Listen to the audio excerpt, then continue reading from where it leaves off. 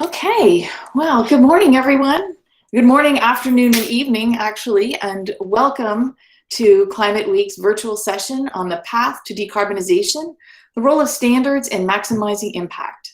I'm Jeanette Pablo, Senior Resident Fellow at the Clean Air Task Force, and my co-participants are Caroline Golin, Global Head of Energy Markets and Policy at Google, Marilyn Waite, Managing Director for the Climate Finance Fund at the Hewlett Foundation, Cynthia Cummis, Director of Private Sector Climate Mitigation and Lead for the Science-Based Targets Initiative at the World Resources Institute, and Miranda Ballantyne, CEO at the Renewable Energy Buyers Alliance. Before we begin our program, I'd like to provide some housekeeping information.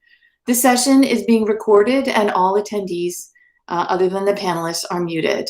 Also, as other panelists join the webinar, you'll probably hear some doorbells. Don't worry about it. It's a function of this platform. Also, questions will be taken from the audience after our panel discussion. To ask a question, what you need to do is go to the right-hand corner of the screen where you'll see the triangle, circle, square icon. Click on this icon and you'll see where to type your question. So, why is this topic important and timely? Simple, because it's essential to our success in reducing greenhouse gas emissions to avoid the worst impacts of climate change in our lifetime. To underscore this point, let me step back a bit. Policy, scientific progress, and technology innovation are critical to success in addressing essential threats. Climate change is a major such threat. While the science has been clear for a long time, we are learning more about the devastating impacts of climate change and the critical difference between reaching 2 degrees Celsius and 1.5 degrees. The 2018 IPCC special report highlighted the severe impacts that could be avoided by limiting global warming to 1.5 degrees, noting that the window for action is rapidly closing. The special report further found that limiting global warming to 1.5 degrees would require rapid and far-reaching transitions in land, energy, industry, buildings, transport, and cities. And global net human-caused emissions of carbon dioxide would need to fall about 45% from 2010 levels by 2030, reaching net zero around 2050. Earlier this year, the 2021 IPCC Working Group Contribution on the Physical Science Basis to the Sixth Assessment Report presented a stark reality, but still accompanied by hope. The report stated, and I quote, "Scientists are observing changes in the Earth's climate in every region and across the whole climate system. Many of the changes observed in the climate are unprecedented in the thousands, if not hundreds of thousands of years, and some of the changes already set in motion, such as continued sea level rise, are irreversible over hundreds to thousands of years.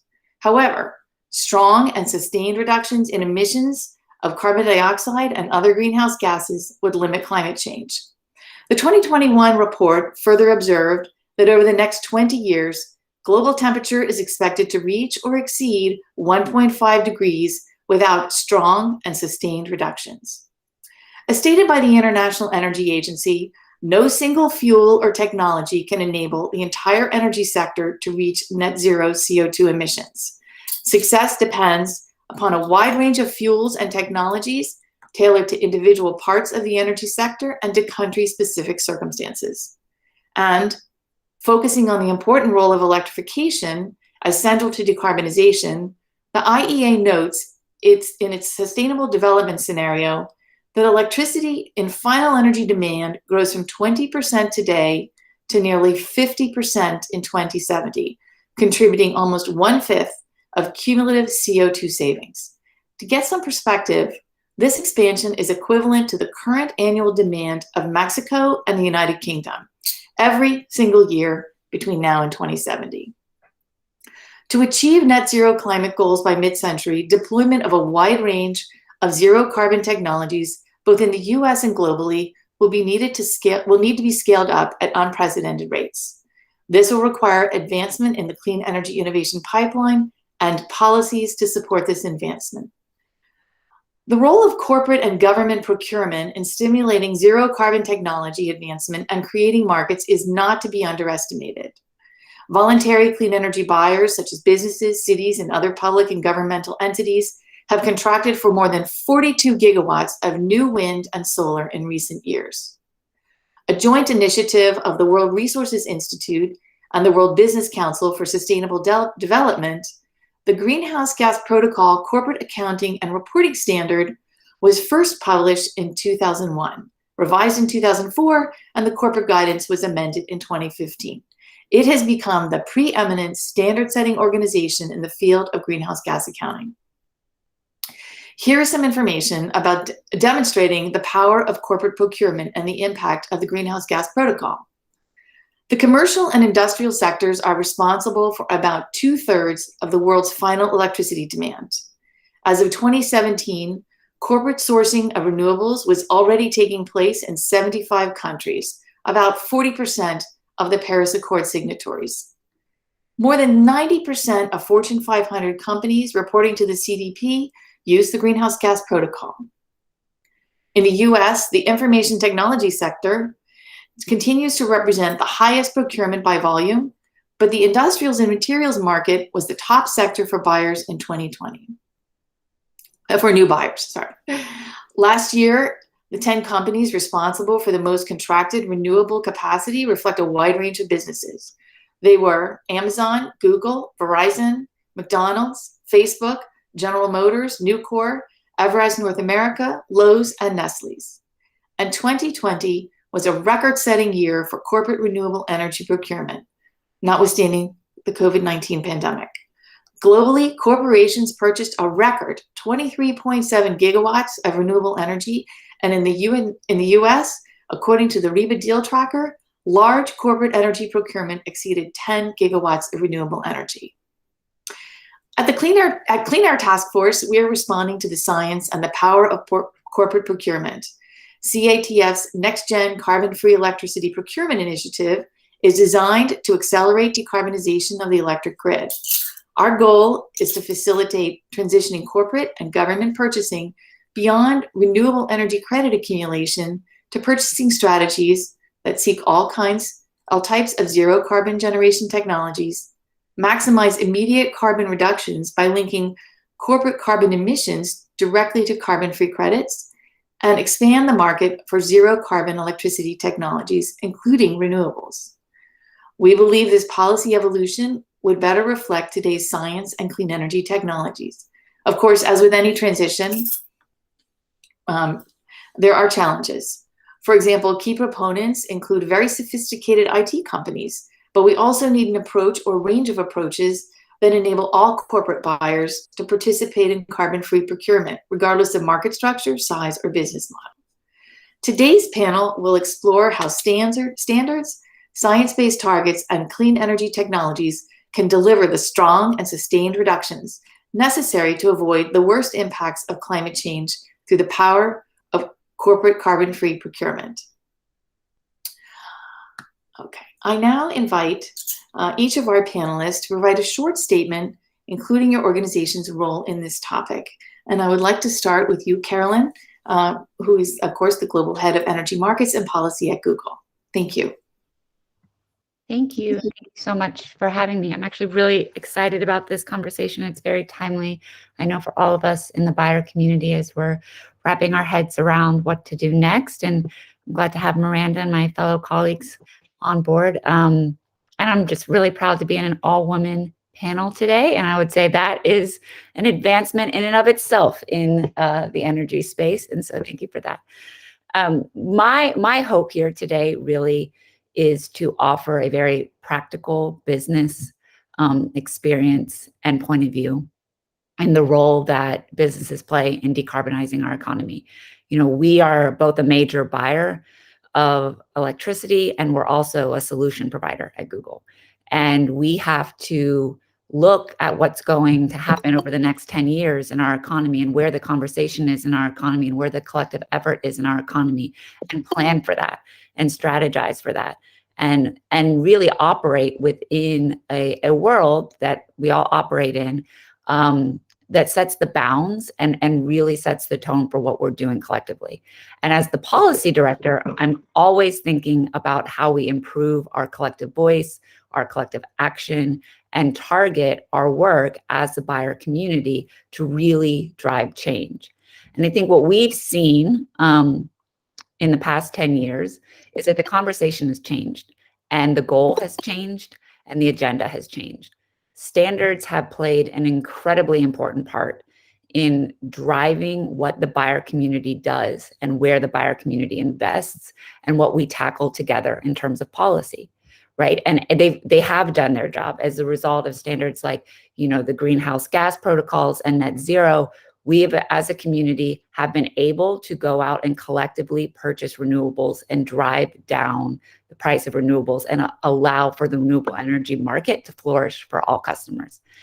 And we did that because we were all running under the same conversation and the same collective voice of getting to 100% renewable. And that was largely set by the standards that we all operated in within this economy.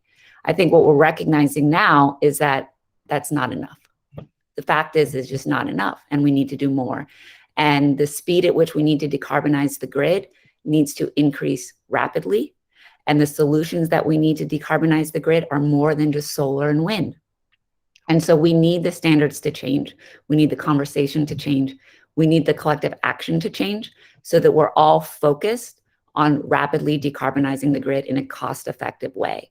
And I think that's possible. The wonderful thing about this conversation is the technology is out there, and the technology solutions are being developed, but we need the policy solutions, we need the market frameworks, and we need the conversation to change so that we can all be targeted in the same direction.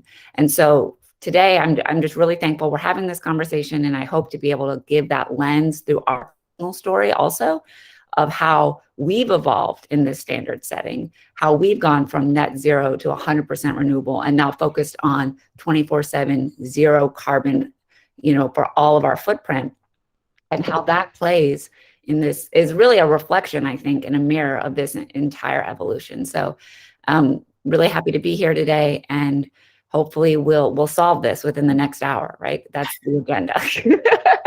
Great goal, Carolyn. Thank you very much. Marilyn, Managing Director for the Climate Finance Fund at the Hewlett Foundation. Would you care to introduce yourself, please? Thank you. And thank you to Google Energy team for organizing this conversation today. So hi, everyone. I'm Marilyn Waite, and I'm leading the Climate Finance Fund, which is a philanthropic platform that mobilizes capital for climate solutions. It's supported by the Hewlett Foundation and hosted within the European Climate Foundation. So the fund focuses on the largest emitters in the world, so China, the United States, and the European Union, and on capital allocators across the supply chain. So consumers, small and medium-sized businesses, large non-financial corporations like Google, and banks and asset managers. And we provide expertise to the financial market rule makers, like financial regulators, on climate and clean energy finance.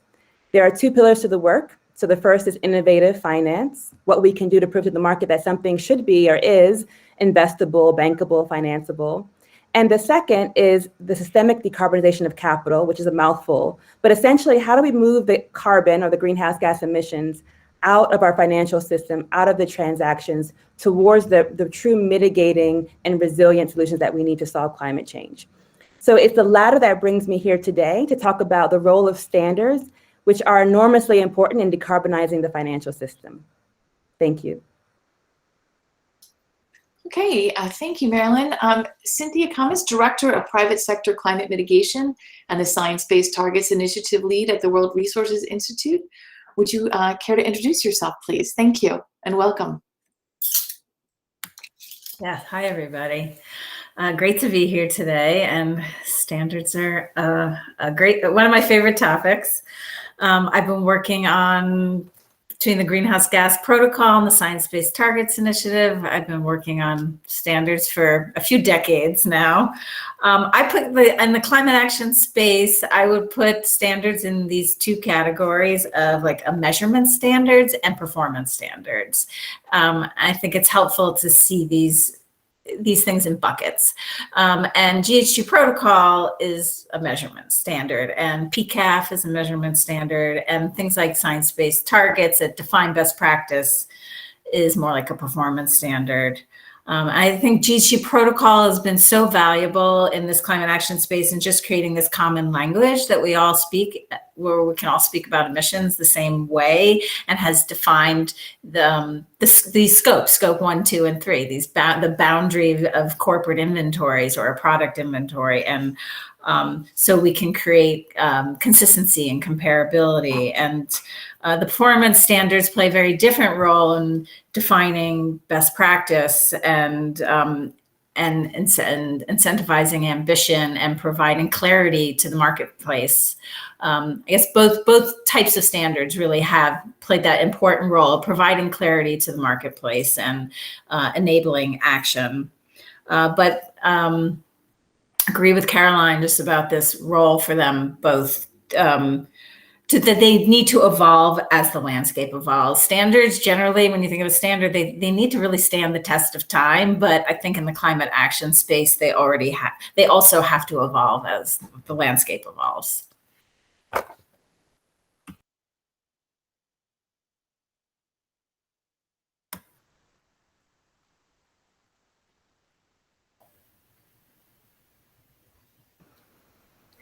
Oh, sorry, I had my mute on. That was bound to happen. Thank you, Cynthia, very much. And Miranda, welcome. And Miranda Ballantyne is CEO at the Renewable Energy Buyers Alliance. And please introduce your organization and your thoughts for today. Thank you. Thanks, Jeanette. Good morning, everyone. Good afternoon. Thanks so much to the Google team for hosting this great discussion. It's really fun to be with friends and colleagues, old and new, talking about this important and somewhat geeky, wonky topic, but it's so critical to what we do. As Jeanette said, I'm Miranda Ballantyne. I'm currently the Chief Executive Officer of the Renewable Energy Buyers Alliance and the REBA Institute. But I come by this topic of private sector voluntary clean energy procurement. Honestly, I've been working in this for a couple of decades now. Prior to my current role, I led Walmart's global renewable energy and sustainable facilities strategy team, and I was also the chief energy officer for the federal government's largest energy user, the United States Air Force. So I've been thinking about the role of voluntary energy procurement, and anyone that's in that space has been thinking about standards, both the accounting and performance standards, because it's so foundational to how these markets work. So thank you, Jeanette, also for laying out how important the voluntary market has been. In case you don't track all those stats that Jeanette laid out as carefully as we do, that 10 plus gigawatts that was announced just by corporates, just utility scale deals last year, was equivalent to over 40% of all of the new carbon-free capacity added last year. So these voluntary markets matter. They have really driven clean energy deployment for the last decade, and how the standards and frameworks support and guide these markets also matters. At the end of the day, large energy customers want to ensure that their clean energy procurement has material impact in decarbonizing the grid. And these standards help define what material impact is. Back to Cynthia's point, those are sort of the performance standards, and also to ensure that material impact is happening. Those are more the accounting standards. And I love the theme of my co-panelists that's coming out of our opening remarks of the importance of evolution in standards. I do believe that we are at a moment in time where the standards and frameworks and accounting rules that have served us so well to where we are now not going to serve us for where we need to go in the next decade of decarbonizing our power system. We really need to evolve these standards and frameworks and accounting practices to be focused on the outcome that we're looking for, which is a decarbonized grid. And today, some of the standards and frameworks we've developed over the last 10, 15, 20 years don't necessarily incentivize the most decarbonization optimized projects, technologies, and deployments. So I'm really excited to dive into this conversation with all of you that are here. I'm thrilled that we have over 120 people that want to talk about this geeky, wonky topic. because we're going to have to solve all of this together. And we are in the decisive decade. I was on a panel yesterday, which was also all women, by the way. I'm disappointed that our dear friend, Michael Terrell, who's also the board chair of REBA, couldn't join us today for a little gender balance. But I'm delighted, of course, to be with these 4 women powerhouses. So looking forward to the discussion about how we evolve the standards and accounting practices to really focus on this decisive decade for decarbonizing our grid. All right, thank you. That's a great start. So let's launch our discussion with 4 key questions. And then we'll, like I said earlier, we'll open up for questions from the audience. To those of you who who came on a little bit late and maybe missed it, you can ask a question by going to the icon. It's the triangle, circle, square icon in the lower right-hand corner. Click there and you'll see a place to submit a question. So question number 1 is, what is your view on the role that standards, greenhouse gas protocol, SBTi, net zero, play in climate action, and how do standards affect your work specifically? And I'd like to invite Cynthia to start this discussion, if you would do so. Thank you. Yeah, so I covered a little of it in my opening remarks, but I think standards have, in the climate action space, have played this critical role of just laying the foundation for everything that is happening. So we're all speaking the same language, that we're defining what the scope of action needs to look like, and providing this important certainty to the market so that companies aren't paralyzed, that they know if they take action that they'll be able to account for the benefit of that action. We see that companies, if GHG protocol doesn't recognize an action, we see companies reluctant to make that investment, and we don't want to be a barrier to investment. I think that is a really critical element to keep in mind that I have seen. And the same thing with science-based targets. I think what that has been also very valuable, that science-based targets has clarified what does ambition look like, where should companies be spending their money, and the role, especially in this role of offsets, which we don't need to get into the details on that now, but just to clarify where companies should invest and what's the best action to take to decarbonize the economy. So providing clarity, also just to drive accountability. Without a standard on measurement, then there's no way for companies to track their progress and to disclose that progress and to hold them accountable. So it provides this accountability, and it enables an accountability mechanism. So those are the main things, just to drive ability, drive ambition, drive measurement, ambition, and accountability. Okay, that's great. Would any of the other panelists like to make a comment on this question? I'll follow up and just and pinpoint this with a bit of an example. I think what Cynthia was saying is sort of that the standards become the justification by which businesses give resource allocation, by which they give money, by which they give time, by which they give headcount, by which they give investment in policy. And so those standards really become that scaffolding.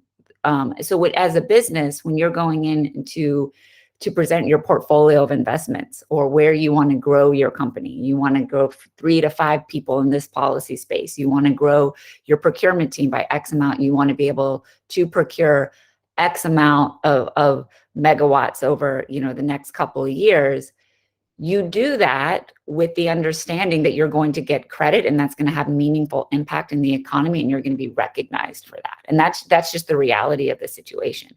Now, Google is in a unique position, and we've been in a unique position for a long time as both a solution provider and a procurer of energy and a driver in policy, which is that we're okay going outside those bounds. Our 24/7 goal is outside the current bounds. We are investing in things that are not necessarily recognized by these standards, and we're proud of that, and we're hoping to push the conversation more.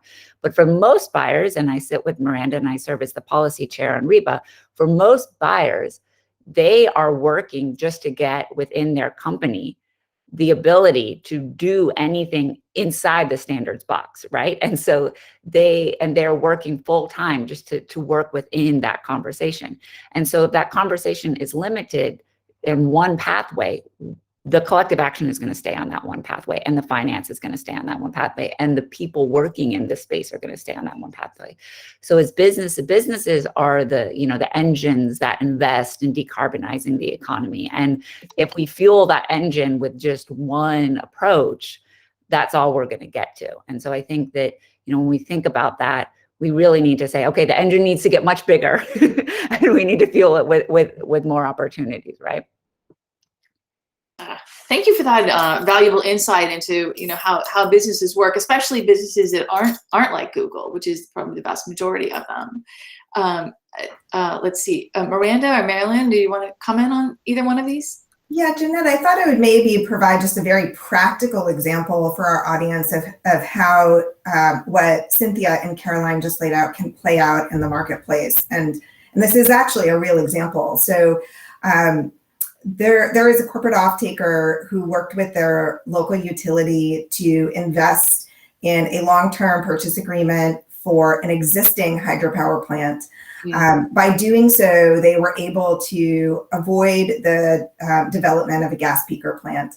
By reinvesting and providing that long-term offtake agreement, which gives a guarantee of revenue to their utility was able to reinvest in a 50-year-old hydropower plant, make it much more salmon-friendly, increase the efficiency of the plant dramatically, increase the utilization of the plant dramatically, and provide carbon-free clean power to remote communities in the particular state where this plant was done. It was a wonderful project, and I was really excited to talk about this project and write a case study up to share with other buyers about how buyers could use their buying power. But because it was an existing project, they weren't able to get RECs for that project. Because it was an existing project, not additional, they were really actually concerned that they would take a reputational hit for talking about this project at all. And so it's a great project that now is not being discussed. And we know that there are existing zero carbon plants all over the country that could use this kind of direct offtake support, but because they don't fit within certain rules and they don't fit within what we focused on 10 years ago is the prioritization for a whole host of very good reasons. I don't want to at all indicate that we set things up wrongly. We set things up really rightly, and that's why we have such a dramatic deployment of wind and solar across the country, and we need more wind and solar. However, it's a good example of how the standards and accounting rules and concern about the reputational hit caused a company who was doing things for the right carbon optimized outcome still have decided, and they did it anyway for the good of, as Caroline said, there are a handful of companies that are doing the right thing for the carbon outcome, but afraid to talk about it and afraid to share with others that could replicate those best practices for fear of the reputational hits because of how we've set up our accounting system. So that's a very practical example, but the same could be said for investing in large-scale storage, long-duration storage projects for which you can't count in certain accounting systems today, or green hydrogen projects where you can't say you're using renewable energy or you could get sued by the FTC. There are lots and lots of examples of the systems that we set up for very good reason today, providing some of those barriers that none of us want them to, right? Right. Yeah, the existing plant issue is complex, but it's also interesting the co-benefits, sort of the somewhat unrelated co-benefits to a project can often be quite valuable for the environment. Marilyn, did you want to say any words or? Sure. So I'll tell you a bit of the backstory behind our support for the Partnership for Carbon Accounting Financials, otherwise known as PCAF. So PCAF has been rubber stamped by, approved by, is compliant with the Greenhouse Gas Protocol, so builds on that. And essentially, we had tasked a team at MIT with creating a database around all of the US's banks and climate. So what was the carbon footprint or the greenhouse gas footprint in terms of the loans and investments made by these banks? And it turns out they couldn't do it. With all the resources, all of the databases, it was impossible. They had to refund us. And thus we said, okay, well, we need to start and get something going with the financial system, the financial institutions around measuring and reporting the greenhouse gas emissions associated with each financial asset class. And so PCAF existed, and so we helped to scale that. That's just to show that it is extremely important to have this baseline standard that the industry, and of course I work on the financial industry, can rally around, can use in order to have comparable, reliable data. The team over at MIT that tried to work on this, they have a project called the Aggregate Confusion Project. Aggregate confusion because there's a lot of confusion around ESG and what that means. But when you focus on the greenhouse gases, and when you focus on what's emitting carbon and what's contributing to climate change, you get very focused. And so it's very important, as Cynthia said, for transparency and accountability. Okay, great. Thank you very much. All right, so question number 2 is how have standards worked well and enabled emission reductions to date? And I would like to invite Miranda to start that conversation, please. Yeah, so as I mentioned in my last comments, I think it's important that even as the sort of theme of our discussion today has been around how we need to evolve the standards, that we do need to recognize that the standards that we have in place to date have been absolutely foundational in driving the reductions that we're seeing today. And I think in particular, as Cynthia noted in her opening remarks, the language and lexicon that we use today around the 3 scopes, which for those of us in this world now just has become secondhand. That's just everyone knows the scopes and we just talk about the scopes, but we forget that not that long ago, those didn't even exist. And it was an incredible amount of work on the part of WRI and WBCSD, maybe 15 or 20 years ago, Cynthia, when it was first launched, to really put those definitions in place. And those definitions have been absolutely critical and foundational to each company who is committed to reducing their greenhouse gas impact, understanding what parts of their impact are in their direct control, what parts of their impact are about influencing their supply chains and stakeholders, and what parts of their impact are in their indirect